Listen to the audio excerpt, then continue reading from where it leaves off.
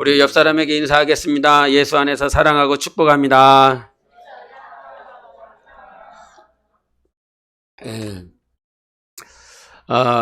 오늘 하나님의 말씀 주제는 무엇입니까?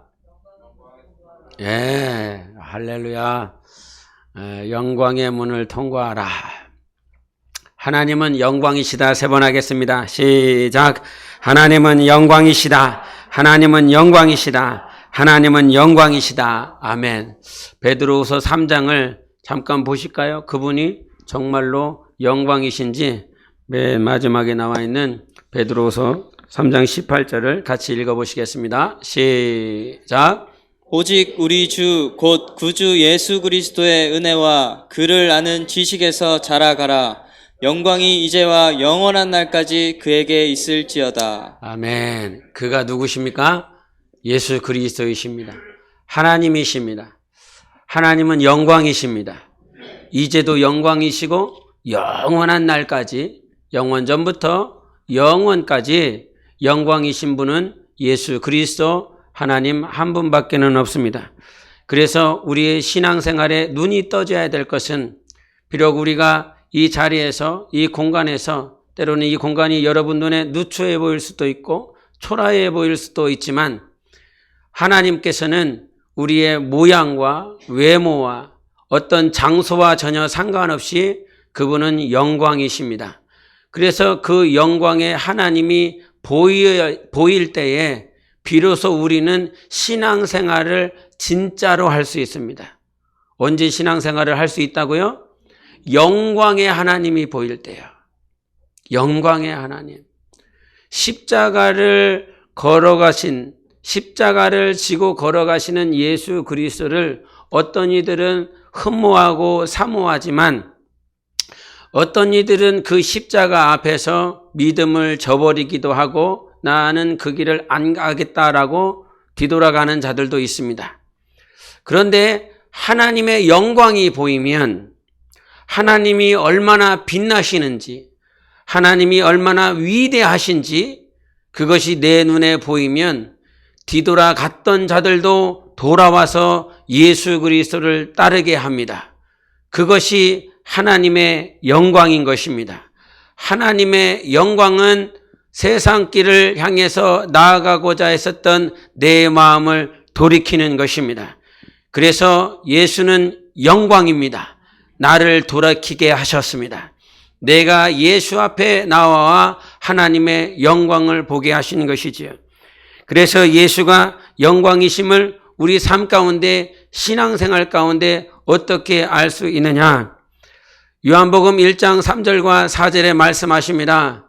어둠 가운데 빛이 임하였다라고 말씀해 주셨어요.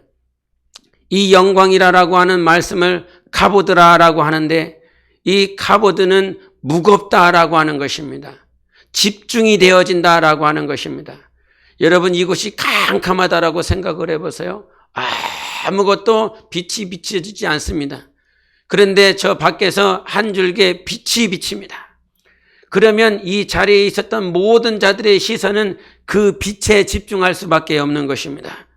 어둠 가운데 빛이 임했을 때 그 빛, 그 카보드, 그 영광에 집중시킬 수 있는 분은 말씀이 육신이 되신 영광이신 예수 그리스도이신 것입니다. 어둠에 빛을 비춰주셨습니다. 여러분, 흑암의 마음 가운데, 사망의 권세 가운데 빛을 비춰주시고 어둠이 물러가게 하시는 분, 예수 그리스도 영광의 하나님이십니다. 그래서 영광의 빛이 비치면 귀신이 떠나가게 되어 있는 것입니다. 귀신은 떠나가는 것입니다. 영광이 비치면, 빛의 영광이 비치면 어둠의 종로로 되고 사망의 종로로 됐었던 어둠의 권세들은 떠나가게 되어 있는 것입니다. 이것이 언약입니다. 여러분 안에 어둠의 권세가 차 있다라고 그런다면 영광의 빛을 모셔드리십시오.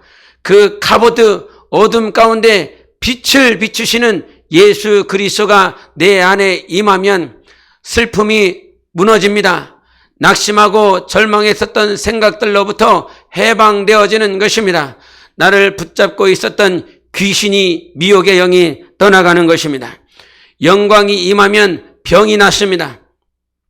예수 그리스도, 영광 되신 예수 그리스도가 이 땅에 오셨습니다. 그분이 사역하며 모든 동네로 다닐 때마다 병든 자들, 악한 것들, 연약한 것들을 쫓아내시고 그 병을 위해서 안수하시고 귀신을 쫓아할 때마다 모든 병이 나았다라고 말씀하십니다. 우리 인생들은, 우리가 믿는 우리 믿음은 온전하지 않아서 예수 그리스도의 이름을 사용함에도 불구하고 그 이름으로 인하여 연약한 모양들, 병이 낫지 않고 정말 병을 위해서 기도해 보지만 여전히 한계가 있는 우리의 모양들을 보게 됩니다. 그러나 우리가 한계가 있다 할지라도 예수의 이름을 부정하고 부인할 수 없음은 2000년 전에 이 땅에 오신 예수 그리스도는 모든 병을 낫게 하신 하나님이십니다. 모든 귀신들이 떠나갔었던 것입니다. 그래서 주님께서 우리에게 당부하신 것은 기도 외에 이런 유가 나갈 수 없다라고 말씀하여 주셨습니다. 그래서 우리는 세상 종교자들처럼 기도의 시간을 채우는 자들이 아닙니다. 몇 시간 기도하면 귀신이 떠나겠지, 몇 시간 기도하면 병이 낫고 귀신이 나가겠지가 아니라 오늘도 기도 외에 이런 유가 나갈 수 없다라고 말씀해 주셨지, 기도 시간을 채워야 이런 유가 있을 수 있다라고 말씀하신 것이 아닙니다. 기도할 때에 영광이 임하면, 하나님의 생명이 임하면 병든 자가 낫는 것입니다. 귀신은 떠나가게 되어 있는 것입니다. 그래서 여러분, 기도할 때에 하나님께서 내 안에 역사하시도록, 내가 기도할 때에 성령이 나를 주관하셔서 기도하시도록 우리가 성령으로 깨어 기도해야 되는 것입니다. 하나님이 영광인 것을 인정하십시오. 주님은 오늘도 말씀을 들을 때에 여러분 심령 안에 영광을 허락해 주셔서 병이 낫게 하시는 분이십니다. 질병이 떠나가는 것입니다. 마지막으로 예수께서 우리에게 영광을 비춰주신 것은 저분이 어떻게 영광인 줄 알 수 있을까? 저분이 어떻게 영광의 하나님인지 알 수 있을까? 요한복음 7장 39절에 이는 그를 믿는 자들이 받을 성령을 가리켜 말씀하신 것이라. 예수께서 아직 영광을 받지 않으셨으므로 성령이 아직 그들에게 계시지 아니하셨느니라. 아직 영광을 받지 아니하셨대요. 왜 그러십니까? 부활 승천을 말씀하고 계시는 것입니다. 여러분, 예수 그리스도가 부활하셨습니다. 나는 부활이요 생명이니 나를 믿는 자는 영원히 죽지 아니하실 것을 말씀해 주셨습니다. 예수께서 죽음을 이기시고 무덤에 계시지 아니하시고 사망 권세를 이기셔서 부활하실 때에 우리는 보게 되는 것이 무엇이냐면 저분은 영광의 하나님이라는 것입니다. 부활하신 예수 그리스도 부활하셨습니다. 사망 가운데 매이지 아니하고 그분은 우리에게 부활을 약속하셨을 뿐만 아니라 부활을 친히 나타내 주셨습니다. 부활을 볼 때에 그분을 인정해야 되는 것입니다. 아무도 부활한 자가 없습니다. 마호메트가 자기가 선지자라고 말을 하지만은 그가 부활하지 않았습니다. 오직 예수 그리스도만이 모든 인류에게 친히 나타내 주셨습니다. 내가 부활이다. 내가 생명이다. 그러므로 부활하신 예수 그리스도를 볼 때에, 믿을 때에 우리 안에 영광이 임하는 것입니다. 그래서 부활하신 예수 그리스도 다시 오십니다. 약속하셨습니다. 그래서 우리는 다시 주 예수 그리스도를 뵙는다. 이 말은 영광의 하나님을 뵙는다라고 하는 것입니다. 그래서 영적 생활은 이 땅에 육신이 있는 모든 시간들은 예수 그리스도를 만나기 위하여, 즉 영광의 하나님을 만나기 위하여 준비하는 시간입니다. 그래서 여러분, 오늘 말씀을 통해서 그러면 내가 영광의 하나님을 어떻게 하면 만날 수 있겠는가? 영광의 하나님 만나고 싶으십니까? 그분을 정말 뵙고 싶습니까? 그 말씀 앞에, 이 질문 앞에 여러분이 질문할 수 있어야 됩니다. 얼마만큼 주님을, 얼마만큼 영광의 하나님을 뵙고 싶으십니까? 이 질문에 내가 대답하지 못한다면 이 이후로 내게 들려지는 말씀은 무익한 것입니다. 나와 전혀 상관없는 말씀이기 때문에. 그래서 내가 영광의 하나님을 뵙기를 원한다면 첫 번째 우리가 해야 될 것은 내 과거의 저주를 끌어낼 수 있어야 되는 것입니다. 우리는 저주 가운데 있었습니다. 그것이 저주인지 몰랐고 그것이 죄인지 몰랐습니다. 그러나 사실은 우리는 저주 가운데 태어났습니다. 그래서 저주 가운데 태어났고 저주 가운데 살다가 영원한 저주받을 수밖에 없는 인생으로 태어난 것이지요. 그래서 주님께서 우리에게 강조하신 것이 무엇이냐면 회개하라고 계속 말씀하십니다. 왜? 회개할 것이 없는데 회개하라고 말씀하시지 않습니다. 그저 침례 요한만의 고백이 아니라 예수님이 친히 오셔서 우리에게 회개하라, 하나님의 나라 천국이 가까이 왔느니라 라고 말씀하여 주신 것입니다. 그래서 우리가 저주 가운데 태어났었던 그 죄라고 하는 것은 강력한 힘을 가지고 있어요. 죄는 강력한 힘을 가지고 있습니다. 내가 아무리 노력하고 내가 아무리 수고하고 내가 아무로 열심을 낸다라고 할지라도 죄가 내 안에 있으면 나의 수고를 초월할 수 있는 능이 죄에 있습니다. 내가 철야를 하고 금식을 하고 이 땅에 108번을 기도하고 막 무릎을 꿇는다, 1000번을 10,000번을 하는 수고를 다 한다 할지라도 죄의 능력을 이길 수가 없습니다. 죄는 그와 같이 강력한 거예요. 죄는 내가 아무리 천국에 가고 싶다라고 할지라도 죄가 있으면 나를 천국으로 이끌 수가 없는 것입니다. 그래서 주님은 말씀하시는 것이 회개하라는 거예요. 돌이키라는 거예요. 죄를 끊어내라고 말씀하여 주시는 것입니다. 그런데 나의 수고로 나의 노력으로 그 죄를 끊어낼 수가 없습니다. 그것은 죄는 강력하기 때문에요. 근데 왜 죄가 강력함지요? 왜 죄의 힘이 있지요? 그것은 하나님의 언약 때문에 그런 거예요. 죄 자체에 힘 있는 것이 아닙니다. 죄 자체에 힘이 없어요. 왕이 군병에게 저 사형수를 지키라라고 말을 합니다. 절대 저 감옥에서 나오지 말도록 지키라고 말을 합니다. 그런데 그 군병이 힘이 있는 것은 왕의 명령을 받았기 때문이에요. 왕이 명령을 받아서 군사들이 그 감옥을 철저하게 지키고 있기 때문에 그 사형수가 감옥에서 나오지 못하는 것입니다. 그 군사에게 군병 자체에 힘이 있는 것이 아니라 왕의 명령을 받았기 때문인 것입니다. 죄라고 하는 것은 그 자체에 힘이 있는 것이 아니라 죄를 짓는 자는 나를 볼 수 없다라고 하나님께서 명령하시고 약속하셨기 때문에 그 죄의 권세, 그 죄의 힘이 효력을 발휘하기 시작하는 거예요. 뭐 때문에요? 하나님의 언약 때문에. 그래서 여러분, 죄의 힘이 있지만 죄의 능력과 권세가 있는 것이 아니라 하나님의 말씀의 권세가 있는 것입니다. 하나님의 언약이 권세가 있어요. 그래서 갈라디아서 3장 13절을 같이 읽어보십니다. 시작. 그리스도께서 우리를 위하여 저주를 받은 바 되사 율법의 저주에서 우리를 속량하셨으니 기록된 바 나무에 말린 자마다 저주 아래에 있는 자라 하였음이라. 아멘. 비록 죄가 저주가 힘이 있다라고 할지라도 누가 우리를 속량하십니까? 예수께서 우리를 속량하십니다. 저주를 끊어내실 수 있는 분은 예수 그리스도이십니다. 여러분의 질병을 끊어내실 수 있는 분은 예수 그리스도이십니다.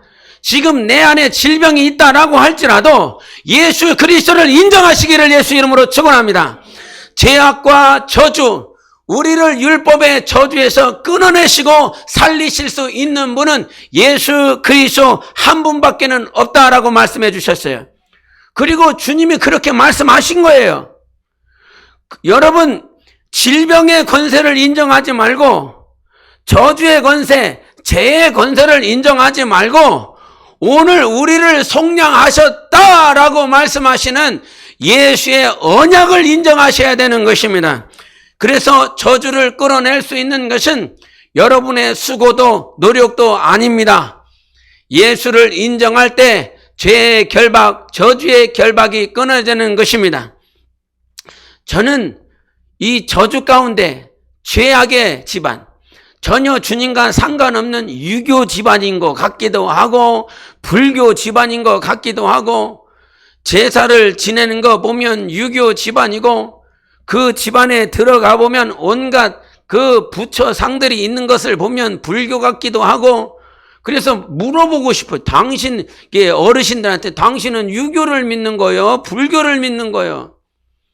완전히 짬뽕이 되면서 하는 말은 뭐냐면 우리는 불교 집안이라는 거예요. 자기는 뭘 믿는지조차 몰라요. 그러면서 참 저는 저의 집안을 보면서 이 일가 친척들을 이렇게 보면서 저의 친가 쪽에 이 큰아버님부터 결혼하지 못한 맨 막내 삼촌에 이르기까지 이게 저주가 아니면 뭐가 저주겠느냐라고 하는 것을 제 눈으로 확인한 것이 큰아버지는 말씀을 못해요. 저희 아버지가 둘째신데 저희 아버지는 알코올에 중독에 객사하셨어요. 술을 잔뜩 드시고 어디에 계셨다가 모르고 119에 실려와갖고 집에 계시다가 한 일주일 있다가 그렇게 그냥 삶을 마감했어요. 세 번째 작은 아버지는 그분은 운전기사를 하는데 사고가 나서 지금도 쩔뚝쩔뚝거리고 말씀을 하실 때마다 말씀을 어둔하게 조금 하세요. 넷째는 프로레슬링을 했어요. 등치가 엄청 좋으셨는데 한 50대 중후반에 암에 걸리셔갖고 그 병원에서 암 치료받다가 결국은 죽었어요. 다섯째도 사업하다 뭐하다가 망해갖고 결국은 이 무릎을 이렇게 수술을 하면서 그분도 쩔뚝이면서 살고 있어요. 여섯째는 알코올이 중독이 돼서 지금 언제 죽어도 정말 당연하다라고 믿을 만큼 그렇게 폐인된 삶을 살아가고 있어요. 그래서 저는 저의 이 친가 쪽을 보면 이게 저주 아니면 도대체 뭐가 저주냐라고 말할 정도로 그렇게 저는 제 눈으로 확인하면서 살았어요. 그런데 정말 감사한 건 예수 그리스도를 믿는 자들에게서 저주가 끊어져야 되는 것입니다. 그와 같은 저주가 끊어져야 되는 거예요. 주님이 이 땅에 오셔서 저주를 끊어내셨습니다. 모든 민족들과 내 영혼을 포함하여 전 세계 모든 세상을 사랑하여 주셔서 그 저주를 끊어내 주셨으니 저주를 끊어내시는 분은 예수 그리스도밖에는 없다, 이것을 말씀하는 거예요. 그래서 그분이 말씀하시면 그분의 말씀을 인정하라. 주님의 말씀을 인정하라. 할렐루야. 주님의 말씀을 인정하자. 3번 시작.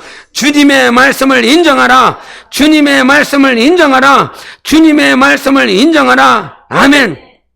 그래서 주님의 말씀이 권세가 있는데 이 세상의 크리스찬들 가운데서 주님의 말씀을 인정하려고 하지 않아요. 매년 1월 1일만 되면 무당집들이 아주 북적북적 되는데 다 누가 차 있냐면 예수 믿겠다라고 하는 사람, 예수 믿는 사람들, 집사들, 장로들, 권사들, 거기에 전도사, 목사까지도 갑니다. 그런 소식을 들을 때마다 억장이 무너져요. 우리가 믿어야 될 분은 예수 그리스도요. 무당이 한마디예요. 야, 네 아들이 오늘 이번에 대학 시험을 본다며? 그러면 네 아들 모르게 해야 돼. 네 아들한테 걸리면 아무런 요력이 없어. 그러니까 네 아들이 입고 다니는 그 교복에다가 아주 몰래 이 부적을 갖다 놔. 그러면 그 부적을 갖다 놓으면 이놈이 시험을 잘 볼 것이다.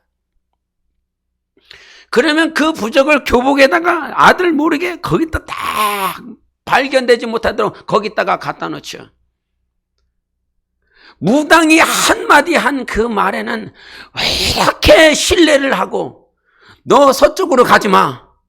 오늘 서쪽 갔다가는 완전 개박살 난다. 그러면 서쪽으로 가려고 해야 돼. 근데 서쪽으로 가지를 못해. 도대체 그 무당 한마디에는 왜 이렇게 신뢰를 하냐 이 말이에요. 그런데 하나님의 말씀에는 신뢰를 하지 않아요. 저주를 끊어내셔서 질병을 고치셔서 하나님께서 우리를 영원한 영생으로 인도하셔서 이 말씀은 왜 인정하지 못하느냐 이 말이에요. 여러분도 알 법한 박효진 장로님이 계세요. 그분이 간증을 한번 하시더라고요. 당신에게는 둘째 아버지가 있는데 둘째 아버지가 예수도 믿지 않고 그냥 세상 가운데 그냥 죽어버렸대요. 예? 근데 이 둘째 아버지가 죽어갖고 모든 가족들에게 다 나오더라 이 말이에요.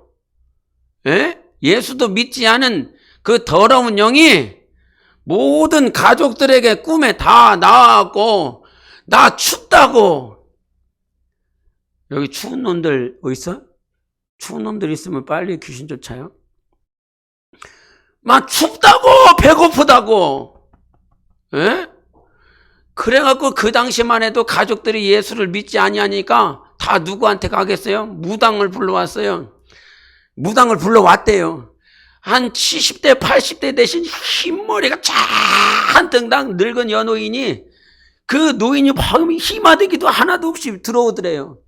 그리고 자기 옆에 수석 비서관이 짐을 다 들고 그렇게 쫄랑쫄랑 따라오더래요. 그래갖고 이제 굿을 하려고 이렇게 그런 게 누워있는데 힘이 없으니까 그 80대 노인이 그 소파인가 잘 누워있더래요.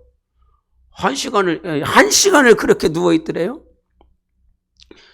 그러다가 1시간 지나서 갑자기 좀 옆에 수석 비서관이 이렇게 계속 이렇게 뭐요?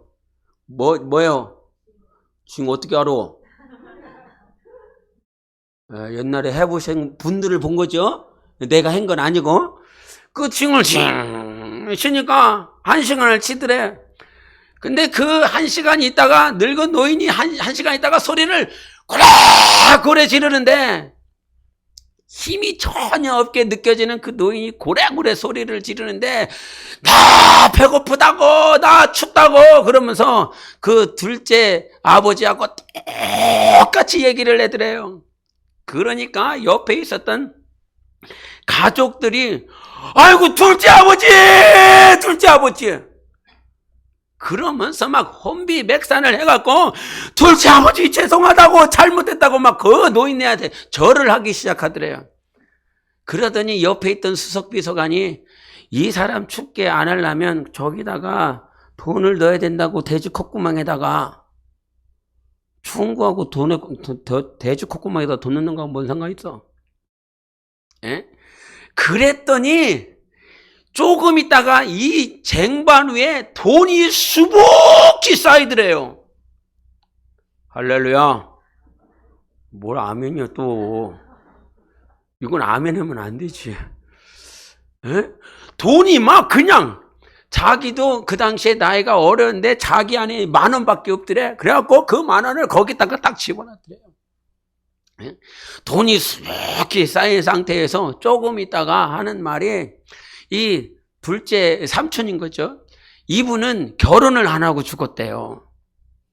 그러니까 그 옆에 있는 그 노인이 결혼식을 시켜줘야 된다고. 결혼식. 그랬더니 결혼식을 하려면 이게 결혼하지 않고 죽은 귀신을 내가 또 찾아야 된다고. 그래서 이 둘이를 만나게 해갖고 결혼을 시켜야 되니까 다시 뭐 결혼식을 하는데 뭐가 잔뜩 필요하대. 그것도 또 몇천만 원이래요.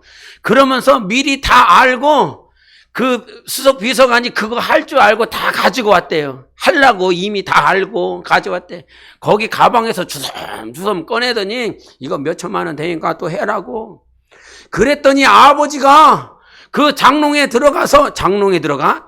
방에 들어가서 장롱에 있던 모든 비상금을 다 꺼내갖고 가족들 다 꺼내갖고 그 돈을 맞춰갖고 그 귀신의 결혼식을 해주더래요. 예? 그러면서 그 결혼식 끝나면서 몇천만 원이 들어간 거죠. 예? 여러분 꿈에 귀신 나옵니까? 예수 이름으로 쫓아요.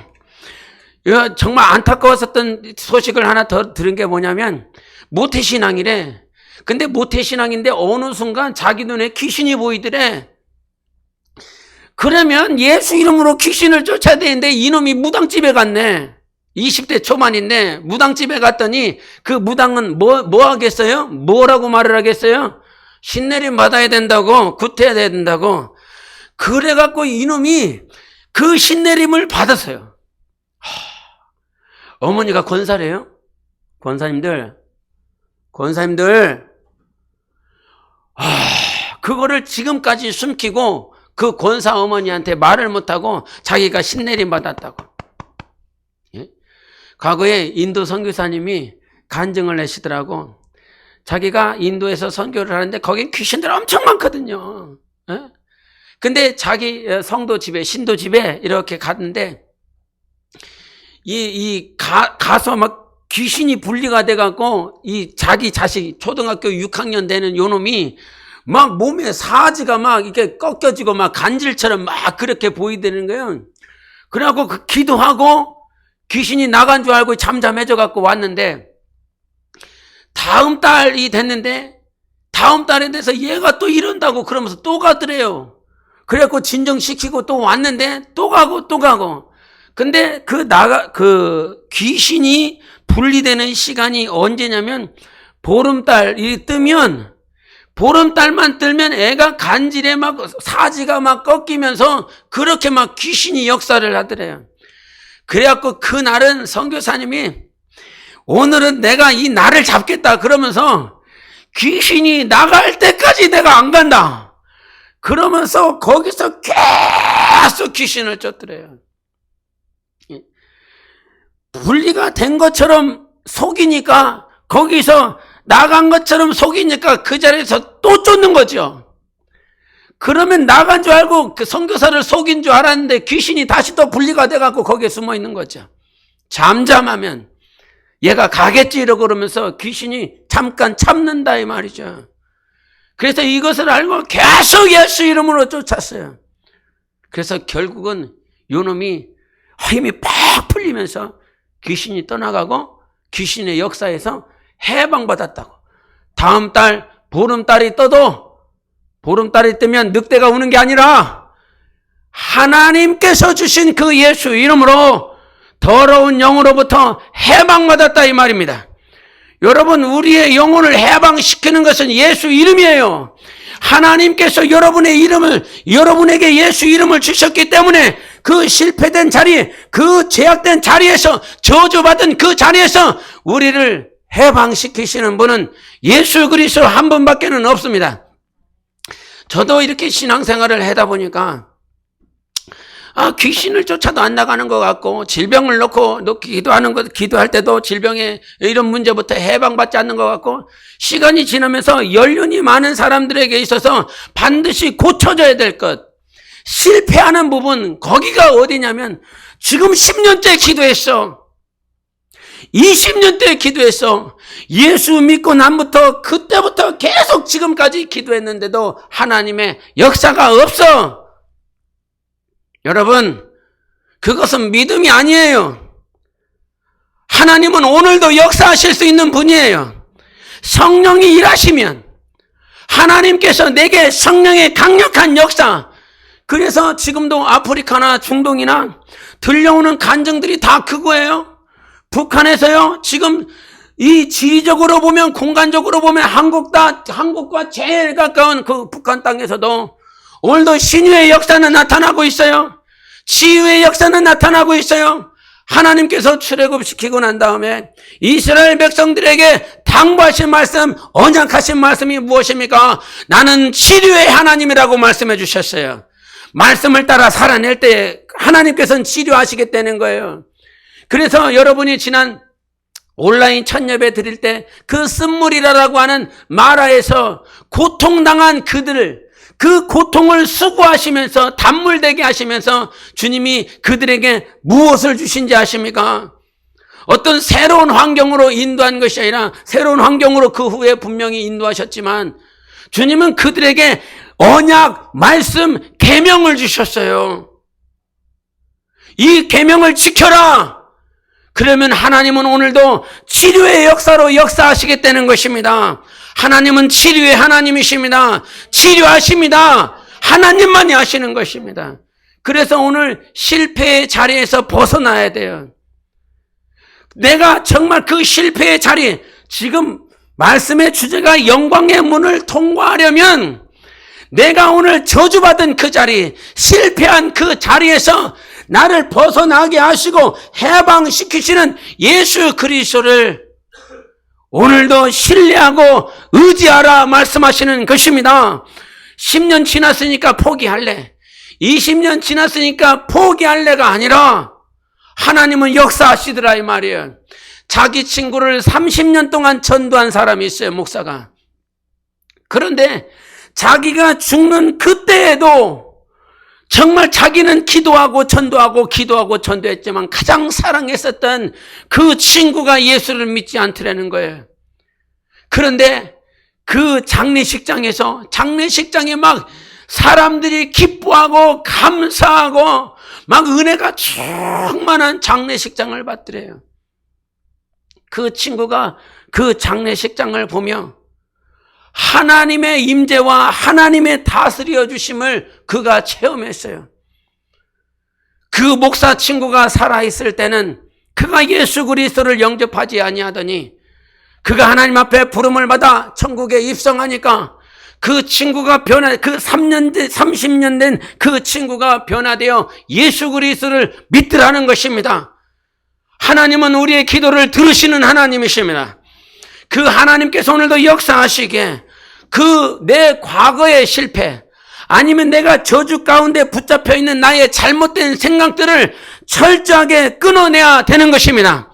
오늘 우리 본문 말씀에 사무엘상 14장에 등장하는 인물은 누구입니까? 요나단입니다. 근데 그 13장에는 누가 등장하는지 아십니까? 사울이 등장합니다. 사울이 블레셋과의 이 전쟁을 위해서 하나님 앞에 예배드리는 그 장면이 나옵니다.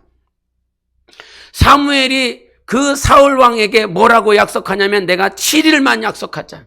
7일 후에 내가 도착하면 그때 하나님 앞에 제사 드리자라고 말을 합니다.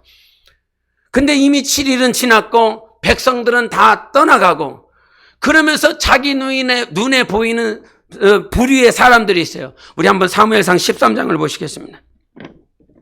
사무엘상 13장 11절을 보시겠습니다. 사무엘상 13장 11절 우리 다 같이 읽어보시겠습니다. 시작. 사무엘이 이르되 왕이 행하신 것이 무엇이냐 하니 사울이 이르되 백성은 내게서 흩어지고 당신이 정한 날 안에 오지 아니하고 블레셋 사람은 믹마스에 모였음을 내가 보았으므로. 11절에 보면 세 부류의 사람이 나옵니다. 사울이 지금 집중하고 있는 보고 있는 세 부류의 사람이 나옵니다. 하나는 누구입니까? 처음에는 백성입니다. 그리고요 블레셋 사람이요. 그리고요 사무엘이에요. 세 부류의 사람. 하나는 백성이요, 하나는 사무엘이요, 하나는 블레셋 사람이요. 이 진영도 저 밖에 적군도 보는 것은 오늘 사울이 목격하고 집중하고 관심을 끄고 있는 것은 사람이라 이 말이지요. 그런데 사람에게 집중하다 보니까 결국은 사울 왕은 하나님을 보지 못한 것입니다. 하나님을 바라보지 못합니다. 12절도 보시겠습니다. 13장 12절 같이 읽겠습니다. 시작. 이에 내가 이르기를 블레셋 사람들이 나를 치러. 스크린 보겠습니다. 시작. 내가 여호와께 은혜를 구하지 못하였다 하고 부득이하여 번제를 드렸나이다 하니라. 어제 말씀을 준비하다가 조혜성과 같이 이렇게 테이블에 앉아서 같이 얘기하다가 은혜를 받은 구절이에요. 내가 여호와께 은혜를, 영어로 한번 읽어보세요. 안수집사님 시작.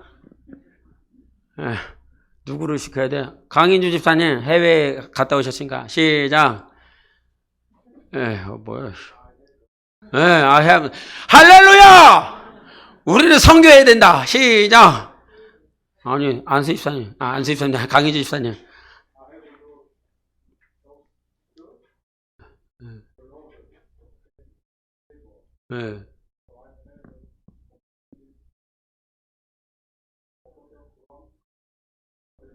아멘. 이럴 때는 박수를 쳐주는 거예요. 네. 이 부득이하게 번제를 드렸다라고 그래요. 그 부득이하게 번제를 드렸다라고 하는 말이 I felt compelled라고 그래요. 그랬어요? compelled는 이렇게 강요되었다는 거예요. 내가 지금 이 전장에 있는데 지금 하나님 앞에 번제를 드려요. 제사를 드려요. 근데 제사를 드릴 때 이 제사가 지금 내가 강요되어진, 내 안에 억압되어진, 내가 자원하여 하나님 앞에 지금 하나님이 기뻐하시는 제사를 드리는 것이 아니라 내 안에 억눌리고 강요되어지고 수동적으로 주님 앞에 지금 이 제사를 드리고 있다는 거지요.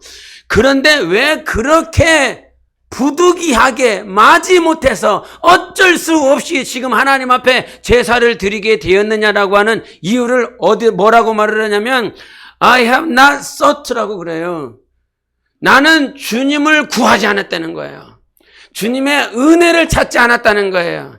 주님의 도우심을 구하지 않았다는 것입니다. 그러니까 오늘도 하나님 앞에 부득이하게 할 수밖에 없는 이유들이 너무너무 많아요. 근데 사울은 왜 그렇게 부득이하게 드릴 수밖에 없었냐면 사람 때문에 그랬어요. 백성은 떠나가고 사무엘은 오지 않고 적군들은 자기 앞에 진쳐 있고, 그럴 때에 주님은 우리에게 말씀하시는 것이 강요되어진 번치 오퍼링이 아니라 제사가 아니라 어쩔 수 없이 부득이하게 드려지는 삶이 아니라 부득이하게 드려지는 예배가 아니라 부득이하게 섬기는 것이 아니라 부득이하게 어쩔 수 없이 교회에 와서 봉사하는 것이 아니라 지금 네 눈앞에 사람뿐만 아니라 죽을 수밖에 없는 환경들이 그렇게 진을 쳤을 때 죽을 것 같아, 너무너무 힘들어, 마지못해서 하나님 앞에 나아가는 그런 삶이 아니라 오늘 네가 마지못해서 할 수밖에 없냐, 부득이하게 어쩔 수 없이 할 수밖에 없는 그런 환경 앞에 네가 닥쳤느냐? 그러면 주님은 뭐 하라는 것입니까? 하나님의 은혜를 구하라는 것입니다. 너무 힘드냐? 너무 어렵냐? 주님을 섬기고 신앙생활하는 것이, 봉사하는 것이, 헌신하는 삶이, 너의 시간을 드리고 물질을 드리고 봉사하는 것이 그렇게 힘이 들고 어쩔 수 없이 상황에 억눌려서 하나님 앞에 드려지고 있느냐? 왜 그러면 그렇게밖에 드릴 수밖에 없는 이유를 성경은 분명히 말씀하십니다. 네가 하나님의 은혜를 구하지 않았다는 거예요. 하나님의 도우심을 구하지 않았다는 거예요. 그래서 여러분, 그 사울의 실패, 사울의 저주를 끊어내셔야 됩니다. 그 저주의 시작점, 저주의 그 근원은 무엇이냐면 하나님의 은혜를 구하지 않았다라고 하는 것이에요. 그런데 똑같은 상황입니다. 사울도 똑같은 블레셋과의 전쟁이었고 요나단도 똑같이 블레셋과의 전쟁이었습니다. 똑같은 인원이 블레셋 적군이 있습니다. 상황은 똑같아요. 그런데 요나단은 그 저주를 끊어냅니다. 이 사람도 어쩔 수 없이 할 수밖에 없는 환경이 있을 것입니다. 이 사람도 어쩔 수 없이 부득이하게 할 수밖에 없는 환경이 있을 것입니다. 그런데 이 사람은 여전히 부득이하게 하고 있어요. 어쩔 수 없이 하고 있어요. 그러나 요나단은 그 어쩔 수 없이 하는 그 상황을 뛰어넘습니다. 근데 그러면서 하는 고백이 14장 6절을 보시겠습니다. 14장 6절 시작. 요나단이 자기의 무기를 든 소년에게 이르되 우리가 이 할례 받지 않은 자들에게로 건너가자. 여호와께서 우리를 위하여 일하실까 하노라. 여호와의 구원은 사람이 많고 적음에 달리지 아니하였느니라. 아멘. 뭐라고 말씀하십니까? 사울은 사람에게 집중하고 있지만 요나단은 사람의 많고 적음을 보지 않습니다. 하나님의 구원, 여러분 삶 가운데 하나님의 역사, 가정 안에서, 환경 안에서, 사람과의 관계 가운데서, 직장에서, 사업장에서 여러분이 닥쳐있는 그 모든 환경의 구원하심의 역사는 사람의 많고 적음에 있지 않아요. 하나님께 있습니다. 하나님이 구원하는 거예요. 여러분, 요나단은 누구의 친구입니까? 다윗의 친구입니다. 그 다윗은 멋진 고백을 하지요. 이 전쟁은 사람에게, 환경에 속한 것이 아니라 하나님께 속했다라고 말씀하고 있는 것입니다. 그 역시 동일한 의미 아닙니까? 사람의 많고 적음에 달려있는 게 아니에요. 블레셋의 그 골리앗이 얼마나 장대한지, 그가 어떤 무기를 가지고 있는지에 따른 것이 아니라 전쟁은 하나님께 속한 것이다. 그것은 결국은 이 전쟁에서 구원하실 수 있는 분은 하나님이라는 것입니다.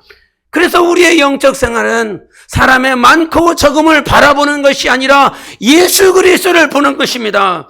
예수께서 오늘 우리에게 은혜를 주실 줄 믿습니다. 여러분을 구원하실 줄 믿습니다. 여러분을 일어나게 하실 줄 믿습니다. 구하세요. 구하지 않았기 때문에 오늘 어쩔 수 없이 내가 마치 그 베스메스로 끌려가는 암소처럼 어쩔 수 없이 끌려간다 이 말이에요. 울면서 마지 못해 하고 있다 이 말이에요. 여러분, 우리는 어찌 보면 환경은 다를 수 있어도 십자가의 무게는 동일합니다. 어떤 사람은 100만 원 때문에 걱정을 하지만 어떤 사람은 1억 때문에 걱정을 합니다. 주일 성수하는 그 문제가 어떤 사람은 사장이 막 오래갖고 사장의 강압에 의해서 주일 성수를 못하는 자들도 있고, 어떤 사람은 자기가 사장이기 때문에 주일 성수를 못할 때도 있습니다. 그 사업장을 이끌어 가야 되기에. 그러나 어떤 사람들은 그 사업장에 속하여 마치 사장에게 속한 것처럼 못 끌려간다 이 말이죠. 똑같은 환경이지만 여러분, 우리는 어떤 이들은 돈에 의하여 이 주의를 온전히 감당하지 못할 때도 있습니다. 예? 여러분, 상황의 무게가 저 사람은 가볍고 나는 무거운 것이 아닙니다.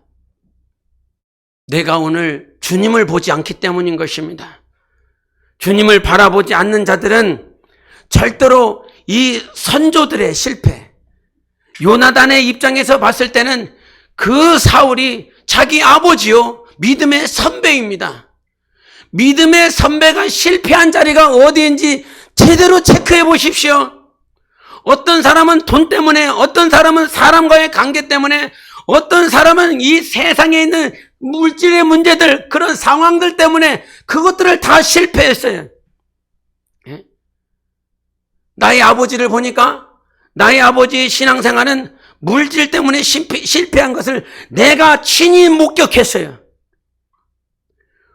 정말 청년의 시절 때에는 가정을 꾸리기 전까지는 열심을 다했다라고 하는 그런 간증과 그런 보부들을 내가 들었는데, 어느 순간 물질에 의하여 저 멀리 떨어져 나가는 나의 아버지 믿음의 선배를 봤어요. 내가 직접 목격했어요. 직접 확인했어요. 그런데 그 어느 순간 나도 그와 같이 똑같이 닮아가고 있더라는 것이지요. 그런데 여러분, 그 모든 저주를 예수 이름으로 끊어낼 수 있어야 되는 것입니다. 저주를 끊어내야 됩니다. 그 사울이 결국은 지옥 가는 것 아닙니까? 하나님과 상관없는 자가 되어버렸습니다. 비록 하나님 앞에 부름을 받았으나, 왕으로 택함을 받았으나 그는 그 저주 안에서 살다가 저주 가운데 살다 죽어버렸어요.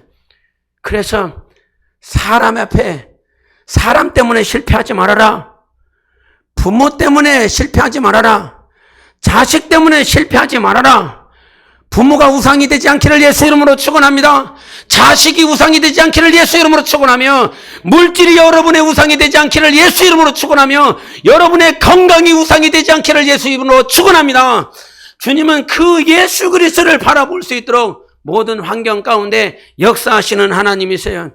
그래서 결국은 사울과 요나단의 그 실패의 지점은 예배의 실패예요. 예배의 실패. 사람 보면서 제대로 제사를, 예배를 못 드렸다 이 말이에요. 그러나 요나단은요, 어디를 가든지 하나님께서 우리를 도와주실 것이다라고 고백합니다. 예? 그래서 자기 두 명밖에는 없어요. 3,000명이 있었다가 2,400명이 다 도망가고 사울은 600명만 남습니다. 그러나 요 나라는 2명밖에는 없어요. 600명이 쉽습니까? 2명이 쉽습니까? 적군을 이기기가. 당연히 600명이 더 쉬운데도 불구하고 사울은 엄두조차 나지 않아서 그 진영에 그냥 머물러 있습니다. 예배가 실패하면 오늘도 옴짝달싹 가지 못하고 믿음으로 구하지 않고 찾지 못하고 나아가지 못합니다.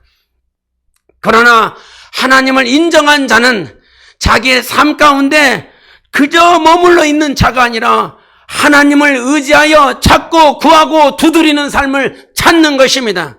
그것이 어떻게 하면 가능하냐면 예배에 성공하면 가능한 것입니다. 주님과의 관계가 회복되어지면요, 여러분 구할 수 있어요. 그리고 관계가 회복되어지니까 자꾸 하나님 앞에 기도를 못하지요. 관계가 회복되어지지 못하라고 오늘도 귀신이 여러분의 마음을 붙잡고 있지요. 내가 한 주간 이렇게 개차반으로 살았는데 지금 당장 이 예배라고 와서 하나님 앞에 무엇을 구하겠는가라고 원수가 생각을 집어넣어 주지요. 그러나 여러분 예배를 성공해 보세요. 예배를 성령으로 충만하게 드려보세요. 주님을 의지해 보세요. 주님과의 관계가 세워지고 그 관계 가운데서 기도가 터지고 기도를 간절히 할 수 있습니다. 그래서 과거의 오순절 날에 주님께서 간절히 그들에게 신신당부했었던 것은 모이기에 힘써야 된다. 사도행전 1장 4절에 예루살렘을 떠나지 말고 여기서 아버지의 약속한 것들을 기다리라라고 말씀하시고 그 120명의 그 예수님의 제자들과 여인들이 모여서 그 자리에서 기도하고 오순절 2장 1절에 그들은 오순절에 모여서 하나님 앞에 기도하기 시작하시고 결국은 2장 20절과 4장 30절로 나아가면 그들이 모여서 기도하는데 그 모이는 그 마음들을 2장 20절 보여주세요. 2장 20절. 그 전 거. 이거 같이 읽어보겠습니다. 시작. 오순절 날이 이미 이름에 그들이 다 같이 한 곳에 모였더니. 다음 거 읽어주세요. 자, 시작. 날마다 마음을 같이하여 성전에 모이기를 힘쓰고 집에서 떡을 떼며 기쁨과 순전한 마음으로 음식을 먹고. 여러분 모이기를 힘썼다라고 하는 그 말이 이 초대교회 성도들의 마음에는 어떤 마음만 있냐면 그 마음 안에 여러 생각들이 있을 것 아니겠습니까? 그런데 초대교회 저 표현은 모이기를 힘썼다라고 하는 말은 이 마음 안에 모일 날만 기다렸다는 말이에요. 다른 생각이 전혀 없어요. 오늘 모이기 위해서 그 마음만 있으셨지요. 오늘만 기다리셨지요. 오늘 예배드리고 오늘 성도들과 모이기 위해서 만나서 예배드릴 그날만 여러분 안에 있었지요. 초대교회 저 성도들의 마음 가운데는 저 마음밖에는 없다는 거예요. 왜? 성도들이 완전해서요? 그 당시에 초대교인들이 아주 인격이 훌륭해서요? 그렇지 않아요. 사도행전 6장 1절에 보면 히브리파 유대인들과 헬라파 유대인들이 부지하는 일 때문에 싸웠다는 거예요. 과부들이 있는데 그 과부들에게 헬라파 유대인들 과부에게는 이 구제하는 것들을 조금 주고 요즘 말로 하면 쌀을 먹을 거를 이 헬라파 과부들한테는 조금 주고 히브리파 과부들에게는 많이 이렇게 편파적으로 이렇게 나눠주더라는 거예요. 그러니까 그 초대교회에 헬라파 유대인들과 히브리파 유대인들이 막 충돌하여 싸우는 거죠. 먹는 것 때문에. 오늘 점심 드시면서 싸우지 마세요. 에? 설마 그런 분이 없겠죠. 나 밥 더 달라고! 이러신 분이 없겠죠. 배고프다 그러면 더 드리세요? 주지 마. 그 당시엔 그들은 그렇게 싸웠다는 거예요. 성령에 충만했다라고 하는 그들임에도 불구하고 먹고 마시는 문제에서 싸우는 자들이 파가 벌어졌다라고 말씀하고 있어요. 그렇게 싸울 만한 인격을 가지고 있는 초대교회임에도 불구하고 왜 그들의 마음 가운데서는 모이기에 힘쓰리라, 즉 이 마음 가운데 모여야 된다라고 하는 그 마음밖에는 없었을까요? 비록 인간들이 온전하지 않아도 그 성령의 충만함이 무엇인지를 알았기 때문인 것입니다. 성령의 충만함, 성령의 뜨거움, 성령의 감격, 성령의 기쁨, 성령의 은혜, 성령의 영광을 그들은 몸소 체험했기 때문에 모이기에 힘썼다는 것입니다. 그래서 여러분, 초대교회와 같이 과거 사울이 이끌었었던, 사울이 행할 수밖에 없었던 그 실수의 저주에서 단번에 끌어내고 성령의 충만한 교회가 되시기를 예수 이름으로 축원합니다. 정말 모이기를 힘써야 되는 것입니다. 모여야 되는 거예요.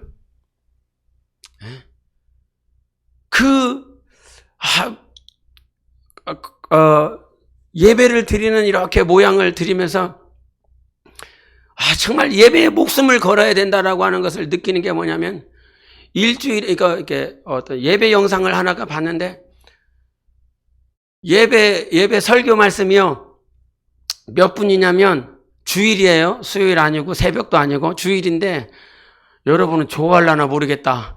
15분이에요. 아멘을 안 하시네. 네? 설교가 15분이에요. 주일 설교가 15분이요.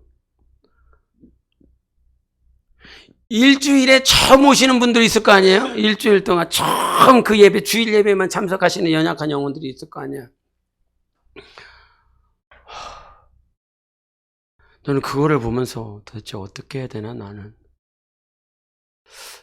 우리 교회도 15분만 전하면 아주 행복해 하실라나? 아멘. 근데 저는 그것과 싸워야 되는 거죠. 육신은 굉장히 좋아할 것입니다. 제가 우리 청년들에게 하는 말이, 어디 놀러 가라. 근데 놀러 가지만 말아라. 놀러 갔다가 돌아올 때에 얘네들의 마음 가운데는 그냥 놀러 간 곳으로 육신은 만족하지만 영혼은 공허하게 돌아온다.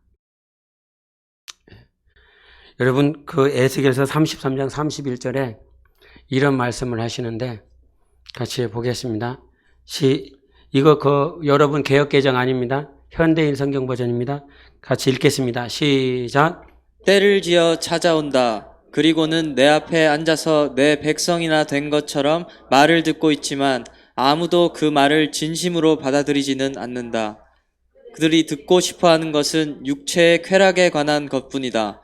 자기들의 사업과 이익에 유리한 것만을 들으려고 쫓아다닌다. 그들은 너를 듣기 좋은 목소리로 유행가나 부르고 천부적으로 악기나 잘 타는 제주꾼으로 보고 있다. 그들은 아무도 내가 하는 말을 진심으로 듣지 않는다. 저는 이것과 싸워야 됩니다. 에스겔 선지자를 향해서 그 당시에 바벨론 포로로 끌려와 있었던 이스라엘 백성들이 지금 하는 말인 것입니다. 그들은 때를 지어서 온다는 거예요. 때를 지어서 오는데 중간에 보면 그들이 듣고 싶어 하는 것은 뭐냐? 육체의 쾌락에 관한 것뿐이다. 육체가 잘 돼야 된다. 육체가 사업 성공해야 된다. 이런 육적인 이 땅의 것들에 아주 좋은 소식들만 듣기를 원한다는 거예요. 사업이 잘 돼야 되고 이익이 남겨야 되고 그러한 소리만 듣기를 원한다는 거예요. 근데 그들이 선지자를 어떻게 대하고 있냐면 그냥 필이나 부는 사람, 음악이나 이 악기를 잘 타는 사람, 엔터테이너먼트죠. 엔터테이너예요. 선지자를 하나님의 말씀을 전하는 자로 보지 않고 그저 오늘 내 육체, 내 귀, 내 마음, 내 생각을 즐겁게 하는 자로만 대하고 그렇게 내 귀를, 내 마음을 즐겁게 할 때는 막 기쁘고 즐겁고 행복하고 은혜 받았다라고 말을 하지만 그것이 실제 은혜 받은 것이 아니라 네 마음과 네 생각을 그냥 기쁘게 한 것뿐이야. 결론적으로 뭐를 하냐면 그들은 아무도 네가 하는 말을 진심으로 듣지 않았다라고 표현하고 있습니다. 바리새인들, 사두개인들 예수 그리스도의 말씀을 진심으로 듣지 않았습니다. 여러분, 이 마지막 때에 말씀이 여러분 안에 역사하시기를 예수 이름으로 축원합니다. 그 모이기를 힘써야 되는 이유는 사람 보려고 가는 게 아니에요. 그러나 다시 한번 당부하고 싶은 것은 그 사람이 보고 싶어서도 가고 싶은 교회가 돼야 되는 것입니다. 김경석 권사만 안 나오면 내가 이 교회 갈 건데 이러면 안 되는 거지요. 그렇죠. 주님도 보고 싶어야 되고 김경석 권사도 보고 싶어야 되는 거죠. 요것만 없으면 내가 예수님을 잘 따를 텐데 이렇게 하면 그거 분명히 잘못된 거라 이 말이지요. 그래서 첫째는 예수님이 너무 보고 싶어서 찾아가는 교회가 돼야 되는 거예요. 근데 그 교회에 김경숙 권사가 있다! 이러면 진짜 막 눈이 팍팍 떠져야 돼요. 저기 권사가 기도하고 있어. 저 권사가 예배를 성공하고 있어. 권사가 하나님을 찬양하고 있어. 권사가 정말 하나님의 축복을 받고 있어. 막 이런 것들이 보여져서 정말 연약한 영혼들에게 은혜가 끼쳐지고, 비록 연약한 영혼들은 하나님을 직접 볼 수 없기 때문에 직분자들을 통해서, 목락선생을 통해서 살아계신 하나님 앞에 나아갈 수밖에 없지요. 여러분, 그런 교회가 되어지기를 원합니다. 사람 때문에 못 나오는 교회가 아니라 사람 때문에 예배가 폐해지고 제사가 폐해지는 그 믿음의 선조들의 실수를 봤다면 오늘 이 자리에서 그 영광의 문을 통과하기 위하여 예배를 성공하는 삶이 되십시오. 예배를 성공하는 교회가 되십시오.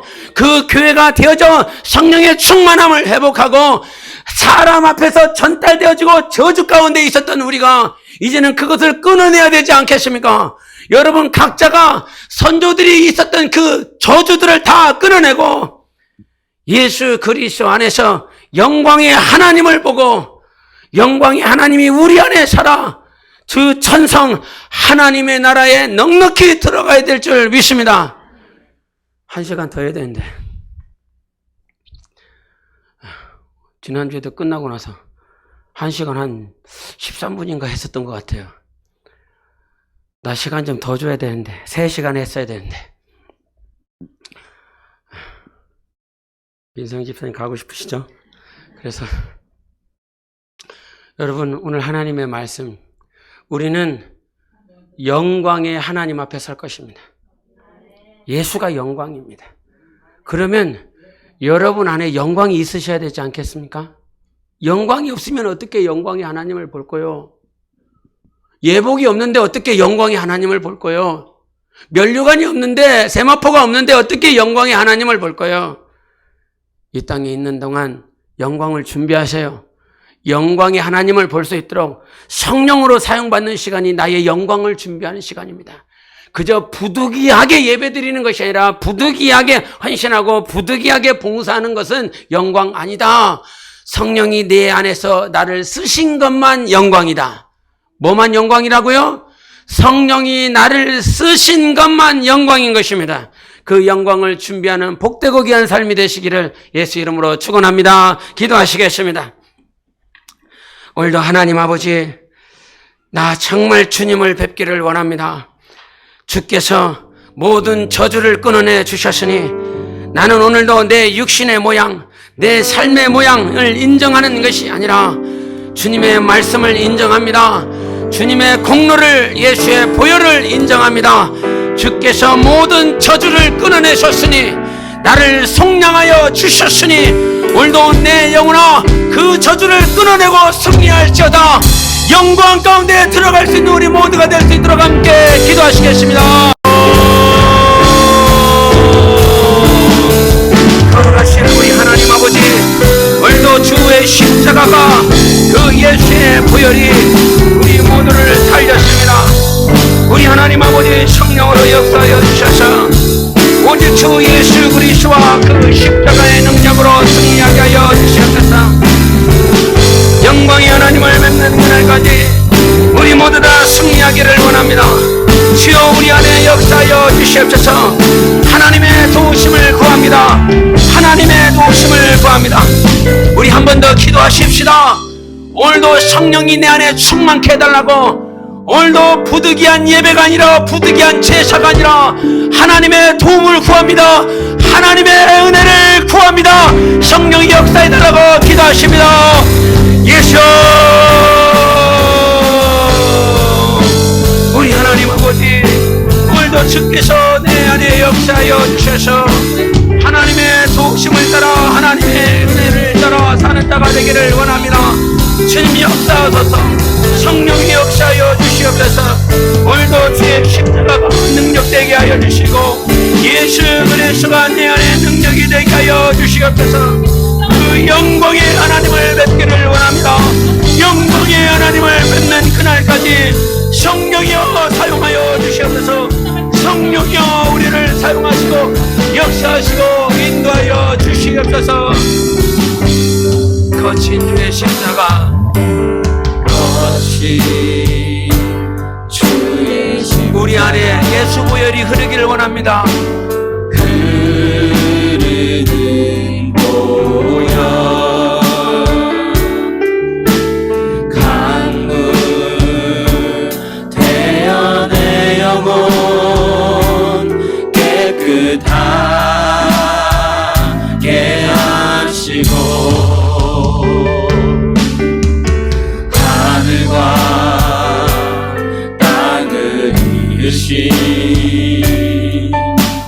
주님의 보혈 내 평생의 자랑은, 내 평생의 자랑은 주의 십자가로다.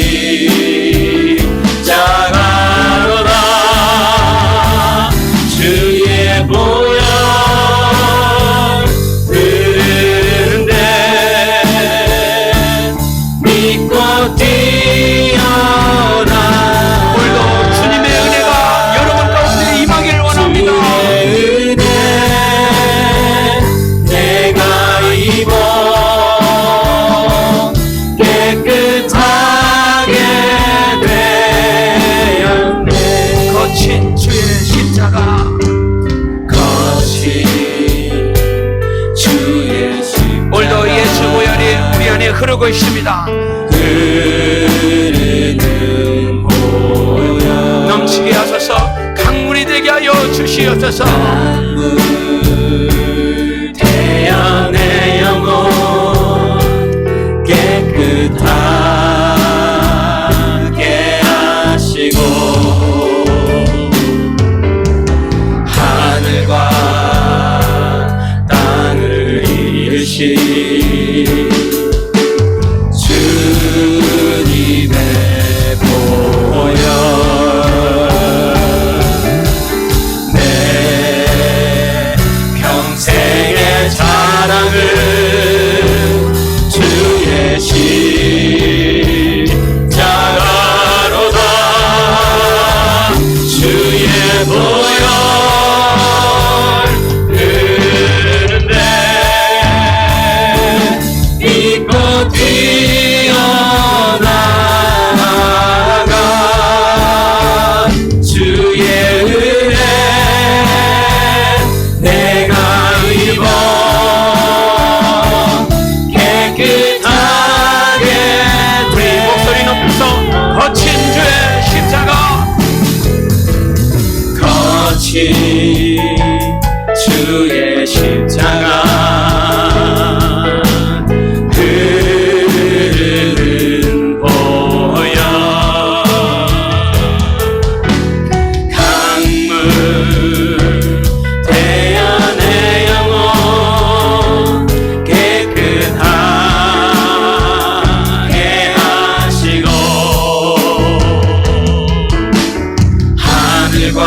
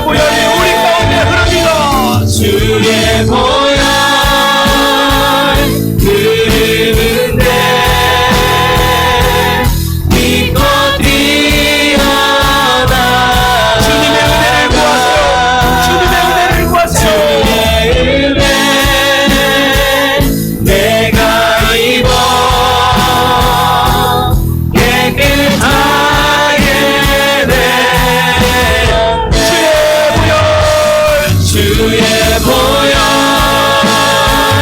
흐르는데 믿고 뛰어나가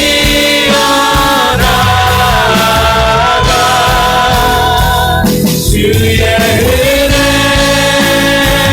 내가 입어 깨끗하게 돼 영광의 왕을 찬양하십시다. 영광의 왕 찬양합니다. 위대하신 주 우리 구원자 존귀하신 주 경배합니다. 보좌에 계신 어린 양 예수 주님 나간 어린 양 예수 모든 이름 위에 뛰어난 이름 영원히 찬송받기 합당한 영광의 그 이름 예수 주님 나간 어린 양 예수 주님 나간 어린 양 예수 모든 이름 위에 뛰어난 이름 영원히 찬송받기 합당한 영광의 그 이름 영광의 왕 찬양합니다. 영광의 왕 찬양합니다. 위대하신 주 우리 구원자 존귀하신 주 경배한 보좌에 계신 어린 양 예수 주님 나간 어린 양 예수 모든 이름 위에 뛰어난 이름 영원히 찬송받기 합당한 영광의 그 이름 예수 주님 나간 어린 양 예수 모든 이름 위에 뛰어난 이름 영원히 찬송받기 합당한 영광의 그 이름 예수 우리 이 시간 기도하실 때에 예수께서 어린 양이 되어주시기 정말 그분이 말씀이 육신이 되어주신 그 유일한 이유는 여러분 안에 있는 저주를 끊어내고 싶으셨던 것입니다. 오늘도 절망하고 낙심하고 죽음을 향하여 달려나가고 있는 생각들, 원수 마귀에게 종노릇하고 그 질병에 아파하고 정말 모든 문제 때문에 고통스러워하고 있는 모든 저주 안에서 우리를 끊어내고 살려내고자 하는 것입니다. 예수의 보혈을 의지하십시오. 예수의 은혜를 구하십시오. 주님 내 안에 있는 모든 저주가 끊어지게 하여 주시옵소서. 모든 죄악이 끊어내가 달라고 우리 함께 기도하십시다. 예수 우리 하나님 아버지 오늘도 우리 예수 모든 이름 위에 뛰어난 이름 영원히 찬송받기 합당한 영광의 그 이름 예수 예수 주님 당한 어린 양 예수 모든 이름 위에 뛰어난 이름 영원히 찬송받기 합당한 영광의 예수 죽임 당한 어린 양 예수 모든 이름 위에 뛰어난 이름 영원히 찬송받기 합당한 영광의 그 이름 예수 죽임 당한 어린 양 예수 모든 이름 위에 뛰어난 이름 영원히 찬송받기 합당한 영광의 그 이름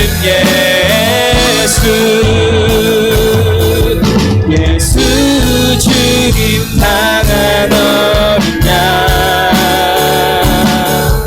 예수 모든 이름 위에 뛰어난 이름 영원히 찬송받기 합당한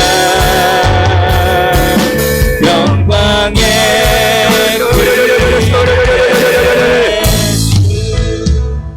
오늘 사울처럼 그 실패를 다시 겪을 것입니까?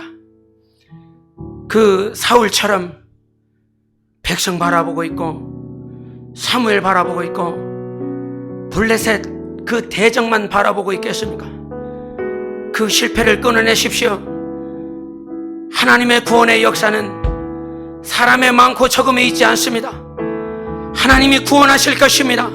하나님이 역사하실 것입니다. 오늘도 사람의 많고 적음을 바라보지 아니하고 주 예수 그리스도를 볼 수 있도록 성령의 은혜를 인도해달라고 다시 한번 기도하십시다. 예수 주님 당한 어린 양 예수 모든 이름 위에 뛰어난 이름 영원히 찬송받기 합당한 영광의 그 이름 예수 죽임 당한 어린 양 예수 모든 이름 위에 뛰어난 이름 영원히 찬송받기 합당한 영광의 그 이름 예수 죽임 당한 어린 양 예수 모든 이름 위에 뛰어난 이름 영원히 찬송받기 합당한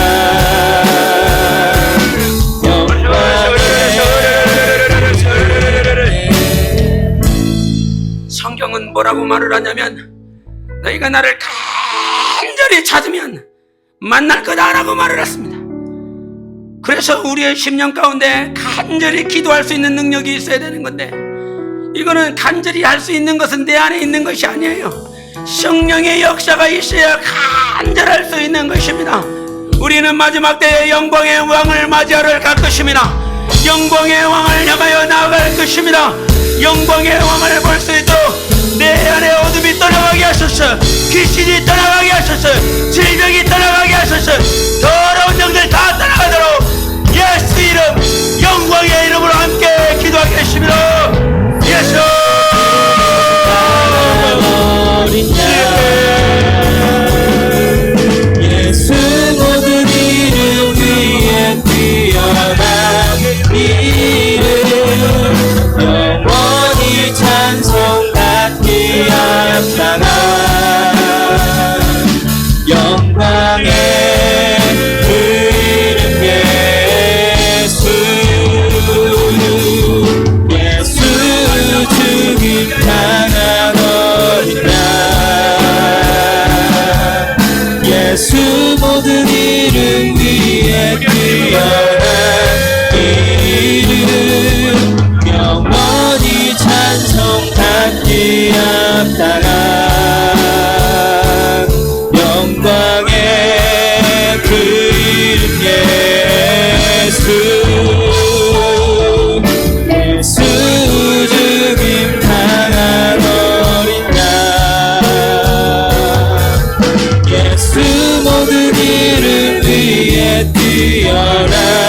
이름 영원히 찬송받기 합당한 영광의 그 이름 예수 예수 죽임 당한 어린 양 예수 모든 이름 위에 뛰어난 이름 영원히 찬송받기 합당한 영광의 그 이름 예수 영광의 왕 찬양합니다 위대하신 주 구원가 존귀하신 주 경배합니다 보좌에 계신 어린 양 영광의 왕 찬양합니다 위대하신 주 구원자 존귀하신 주 경배합니다 보좌에 계신 어린 양 예수 죽임 당한 어린 양 예수 모든 이름 위에 뛰어난 이름 영원히 찬송받기 합당한 영광의 그 이름 예수 주의 보혈 흐르는데 믿고 뛰어나가 주의 은혜 내가 입어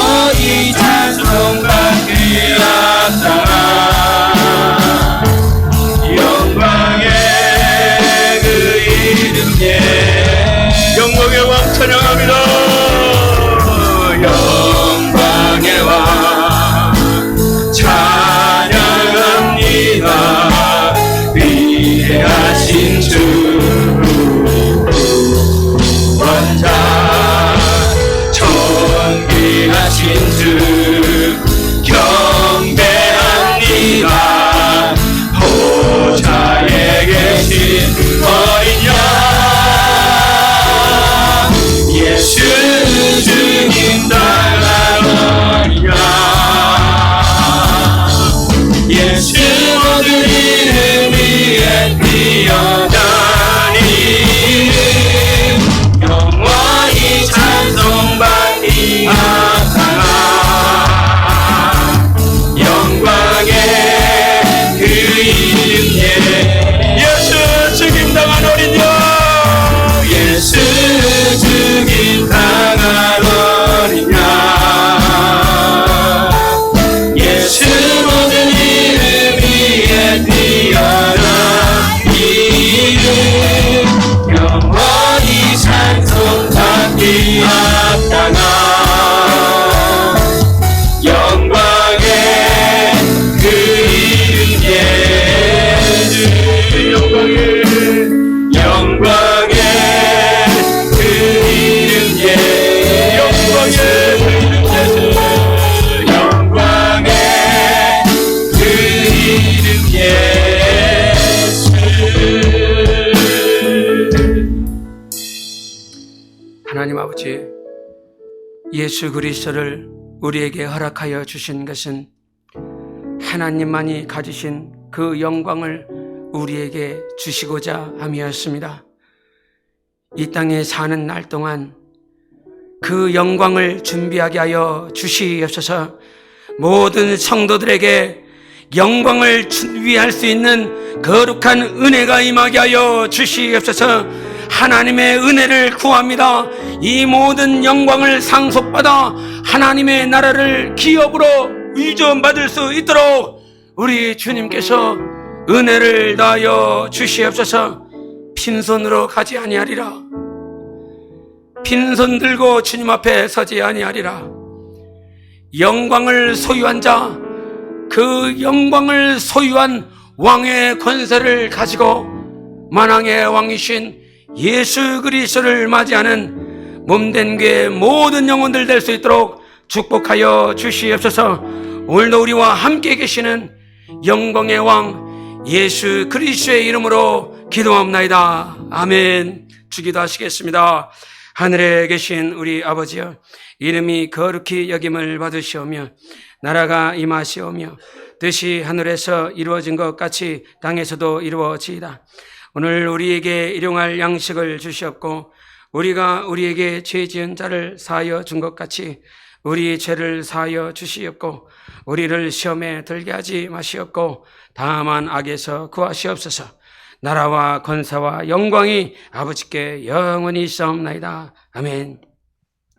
이제는 속히 재림하실 우리 구주 예수 그리스도의 은혜와 아버지 하나님의 극진하신 사랑과 성령님의 교통내주 충만하심이 사람 보지 아니하고 사람의 많고 적음을 따라 살지 아니하고 오늘도 우리와 함께 계시고 모든 저주를 끊어내사 영광의 왕 앞에 설 수 있도록 영광을 주신 하나님을 의지하고 그와 같이 신앙생활하기로 결단하는 우리 교회와 영혼과 가정과 자손들 위해 이제로부터 영원토록 함께 있을지어다. 아멘.